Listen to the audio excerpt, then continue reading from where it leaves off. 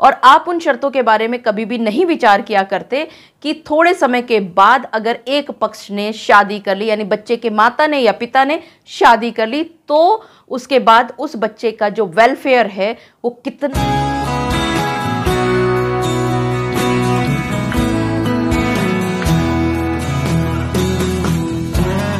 जब आप पति और पत्नी के बीच में कोई भी केसेस फाइल होते हैं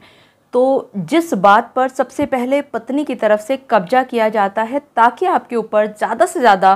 प्रेशर बिल्टअप किया जा सके, आपको ज़्यादा से ज़्यादा सताया जा सके, वो होता है आपका बच्चा। और उस बच्चे की कस्टडी को लेकर के अक्सर हमने कोर्टों में जद्दोजहद होते देखी है। लेकिन जब सारा मामला सुलझ जाता है कुछ समय के बाद और आप दोनों आपसी सहमति से एक MOU बना लिया करते हैं, तो उस MOU में कई बार हमने देखा है कि आप जल्दबाजी में या तो आप ये कोशिश करते हैं कि आप खुद ही बना लें, या जब वकील साहब आपको समझाने की कोशिश करते हैं तो आप उनकी बातों को अनसुना करके आप अपनी टर्म्स एंड कंडीशंस लिखवाना चाहते हैं। लेकिन यही MOU कैसे आपके साथ बाद में परेशानी का सबब बन सकती है और कैसे आपके हाथ से बच्चा निकल भी सकता है, या यूं कहें कि जो बच्चा आपके पास आ जाना चाहिए थे वो बच्चा चाहते हुए भी उन टर्म्स एंड कंडीशंस की वजह से नहीं आ पाता। जी हाँ, आप सभी ने बिल्कुल ठीक समझा। आज की इस वीडियो में मैं आप सभी के साथ उन्हीं सब छोटी छोटी बातों पर चर्चा करने वाली हूं कि जब आप दोनों पति और पत्नी कंसेंटेड MOU बनाया करते हैं तो कौन कौन सी शर्तों का आपने ध्यान रखना है, और अगर आपने चीज़ों का पालन ठीक से नहीं किया तो उसका परिणाम क्या हो सकता है। इसका उदाहरण ताज़ा 4 मई 2023 के मुंबई हाई कोर्ट के निर्णय के द्वारा मैं आप सभी लोगों को समझाना चाहूँगी। मैं एडवोकेट मोहिनी मोना आप सभी का पुनः स्वागत करती हूं और आप सभी देख रहे हैं आप सभी का पसंदीदा चैनल मोहिनी मोना एडवोकेट। अगर आपने मेरे इस चैनल को अभी तक सब्सक्राइब ना किया हो या आप मेरे इस चैनल के लिए नए हैं तो इसको जल्दी से जल्दी सब्सक्राइब कर दीजिएगा ताकि आपको इसी तरह के लीगल इन्फॉर्मेटिव वीडियोज़ की नोटिफिकेशन सबसे पहले मिल सके।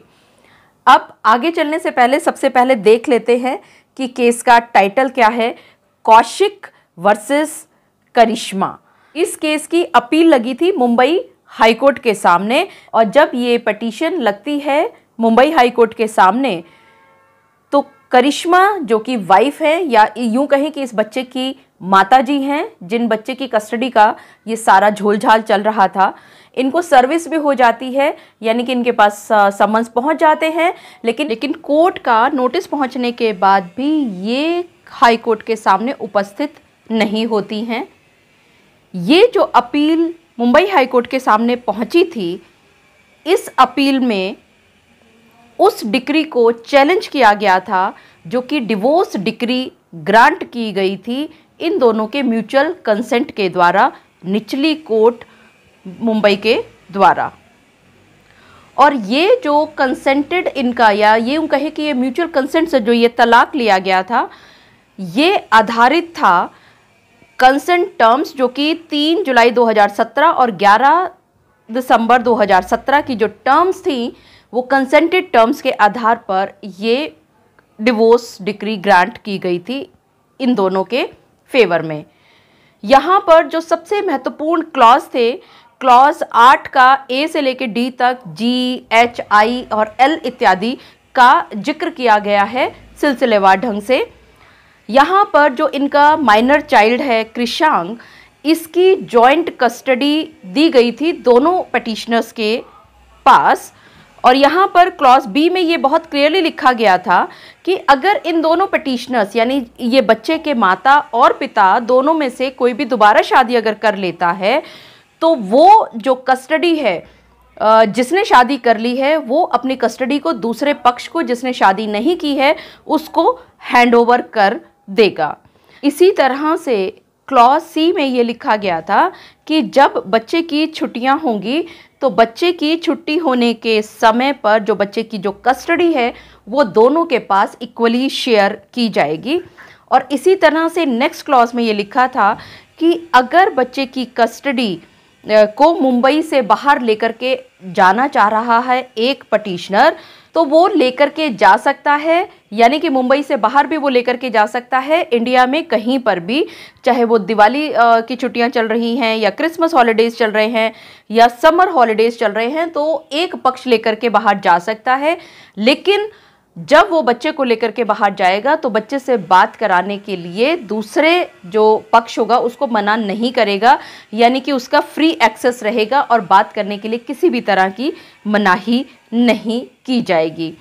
इससे अगले जो क्लॉज है उसमें ये लिखा गया था कि बच्चे को अगर कोई भी एक पक्ष अब्रॉड लेकर के जाएगा तो वो बिना रिटन कंसेंट के उसको नहीं लेकर के जा सकता है। और साथ ही साथ ये भी लिखा था नेक्स्ट क्लॉज में कि जो वाइफ यानी कि इस बच्चे की माताजी हैं उनका फ्री एक्सेस रहेगा हमेशा इस बच्चे के लिए, लेकिन बच्चे की स्टडी में किसी तरह का डिस्टर्बेंस नहीं होगा, कोई हर्डल किसी तरह का नहीं होगा। और एक महत्वपूर्ण जो शर्त लिखी गई थी इस MOU में वो ये थी कि अगर एक अवेलेबल यानी दोनों में से एक पार्टी अवेलेबल नहीं है तो दूसरा इस बच्चे की टेक केयर बहुत अच्छी तरह से करेगा। इसका अर्थ ये हुआ कि बच्चा जो कृष्णांग है वो किसी भी तरह से नेग्लेक्टेड फील नहीं होगा। इस पिटीशन में ये जो पिटीशनर है बच्चे के पिताजी, इन्होंने ये सारी बातें लिखने के बाद ये बताया मुंबई हाई कोर्ट को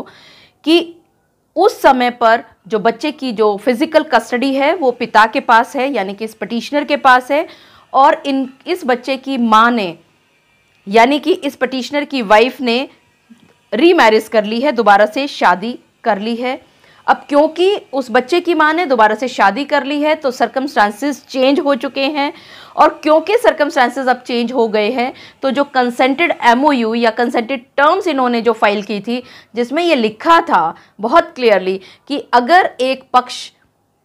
शादी कर लेगा तो वो अपनी कस्टडी को उसको छोड़ना होगा और दूसरा जो पक्ष है वो उसकी कस्टडी को उसको हैंडओवर करना होगा। तो इस पिता ने इस चेंज सर्कमस्टेंसेस में एक एप्लीकेशन मूव किया था निचली कोर्ट में अंडर सेक्शन 26 ऑफ HM में 1955, read with order 39 rule 1 CPC 1908, read with section 34 and 37 of specific relief act 1963 and read with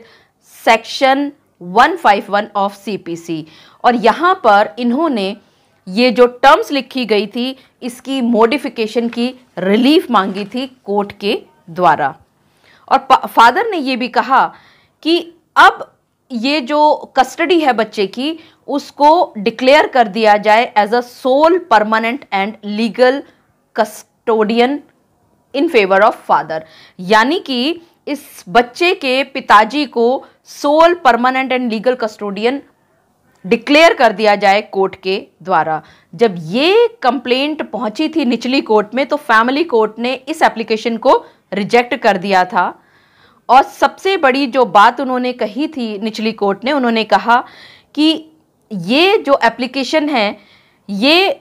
151 CPC की प्रोविजंस में मेंटेनेबल नहीं है, इसके लिए एक स्पेशल प्रोविज़न है और वो प्रोविज़न है कि जब भी किसी भी बच्चे की कस्टडी लेनी है तो उसके लिए डिक्लेरेशन सूट डालना होगा बच्चे की कस्टडी के लिए गार्जियनशिप एंड वास एक्ट 1890 के अंतर्गत। और क्योंकि ऐसा नहीं हो पाया था और इनकी जो एप्लीकेशन थी रद्द कर दी गई थी निचली कोर्ट के द्वारा, तो ये जो पिटीशन अब मुंबई हाई कोर्ट में बच्चे के पिताजी ने फाइल की है वो फाइल की गई थी। यहाँ पर मुंबई हाई कोर्ट ने देखा कि जो लर्नेड कौंसिल था पिटीशनर का, उसने ये कहा कि ये बात बिल्कुल सही है कि इसके लिए स्पेशल प्रोविज़न बना हुआ है, लेकिन साथ ही साथ ये भी ध्यान रखने की ज़रूरत है कि हिंदू मैरिज एक्ट का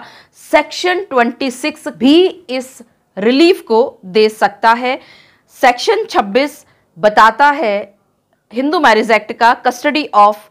चाइल्ड, और ये कहता है कि समय समय पर इंटरिम ऑर्डर्स दिए जा सकते हैं निचली कोर्ट के द्वारा यानी ट्रायल कोर्ट फैमिली कोर्ट के द्वारा, और ऐसे प्रोविजंस फैमिली कोर्ट को बनाने होंगे जहां पर बच्चे की रिस्पेक्ट के बारे में, बच्चे की कस्टडी के बारे में, बच्चे की मेंटेनेंस के बारे में, बच्चे की एजुकेशन के बारे में कोई भी ऑर्डर रिवोक किया जा सकता है, सस्पेंड किया जा सकता है या वेरी भी किया जा सकता है, चाहे इस केस में डिक्री ही क्यों ना हो गई हो, ये कहा बच्चे के पिता के एडवोकेट ने। और ये सब चीज़ें देखते हुए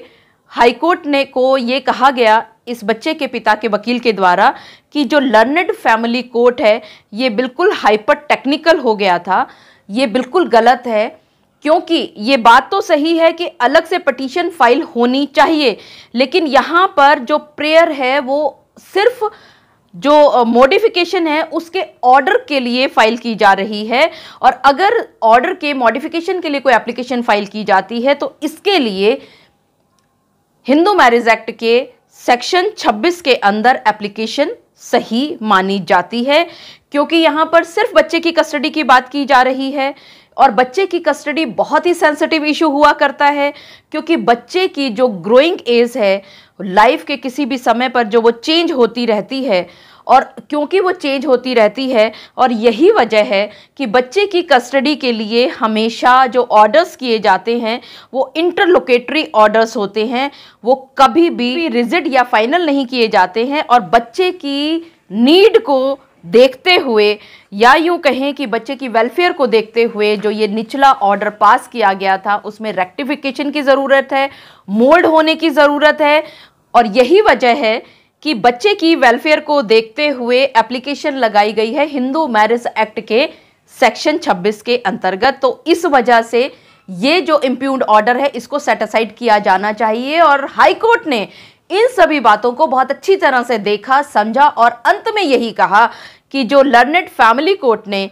ये जो पिता की तरफ से जो एप्लीकेशन लगाई गई थी बच्चे की कस्टडी के लिए, जो पुराना ऑर्डर था उसमें मॉडिफिकेशन के लिए, वो रिजेक्ट बहुत गलत की गई है। यहाँ पर हाई कोर्ट ने बहुत क्लियरली ये बात कही कि ये बात बिल्कुल ठीक है कि स्पेसिफिक प्रोविज़न है जिसके अंदर बच्चे की कस्टडी अगर किसी को लेनी है या बच्चे की कस्टडी का कोई डिक्लेरेशन चाहिए तो उसके लिए गार्जियनशिप और वार्ड्स एक्ट 1890 में उनको पिटीशन फाइल करनी चाहिए। लेकिन यहाँ पर वो गार्जियनशिप को स्पेशली नहीं मांग रहे हैं, बल्कि जो फैमिली कोर्ट ने एक डिक्री पास की है और वहाँ पर जो टर्म्स एंड कंडीशंस लगी हुई हैं और उसकी टर्म बहुत क्लियरली ये बात कहती है कि अगर कोई एक पक्ष शादी कर लेता है तो उसको बच्चे की कस्टडी दूसरे पक्ष को सौंपनी होगी। तो ये सब बातें कहते हुए मुंबई हाई कोर्ट ने इम्प्यूग्न्ड ऑर्डर को सेट असाइड कर दिया और फैमिली कोर्ट को ये डायरेक्शन दिया कि वो जो मॉडिफिकेशन की एप्लीकेशन फाइल की गई थी बच्चे के पिता के द्वारा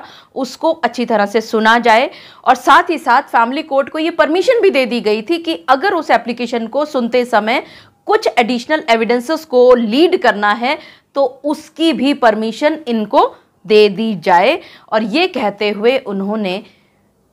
ये रिट पिटीशन को अलाउ कर दिया। मुझे पूरा विश्वास है कि आप सभी को मेरे आज के इस वीडियो के माध्यम से ये बात भली भांति पता चल गई होगी कि बहुत बार ऐसा होता है कि आप लोग जल्दबाजी में आधी अधूरी शर्तें लिख दिया करते हैं और आप उन शर्तों के बारे में कभी भी नहीं विचार किया करते कि थोड़े समय के बाद अगर एक पक्ष ने शादी कर ली, यानी बच्चे के माता ने या पिता ने शादी कर ली, तो वहां पर बच्चे के वेलफेयर के बारे में वो पक्ष कभी सोच ही नहीं पाता, क्योंकि वो अपनी रीमैरिज के बाद आने वाली जिंदगी के साथ वो अपना जीवन बिताने लगता है। और यही चीज़ें हैं जिनका ध्यान आपने बहुत ज़्यादा रखना है जब आप कंसेंटेड MOU बनाया करते हैं। अगर आपके केस में भी ठीक इसी तरह की कंडीशंस चल रही हैं और आपको बच्चे की कस्टडी लेने में परेशानी हो रही है तो आपको मैं इस जजमेंट का लिंक शेयर कर दूंगी। आप इस लिंक के सहारे अपने केस को जीत सकते हैं और अपने बच्चे की कस्टडी को प्राप्त कर सकते हैं। मुझे पूरा विश्वास है कि आप सभी को मेरा आज का वीडियो भी बहुत अच्छा लगा होगा। अगर आपको मेरा आज का वीडियो भी अच्छा लगा तो इसको लाइक, शेयर और कमेंट करना ना भूलिएगा। और हाँ, अगर आप मेरे इस चैनल के लिए नए हैं तो इसको जल्दी से जल्दी सब्सक्राइब कर दीजिएगा ताकि आपको इसी तरह के लीगल इन्फॉर्मेटिव वीडियोस की नोटिफिकेशन सबसे पहले मिल सके। अपना और अपने परिवार का बहुत अच्छी तरह से ध्यान रखिएगा। Thank you, take care, bye bye.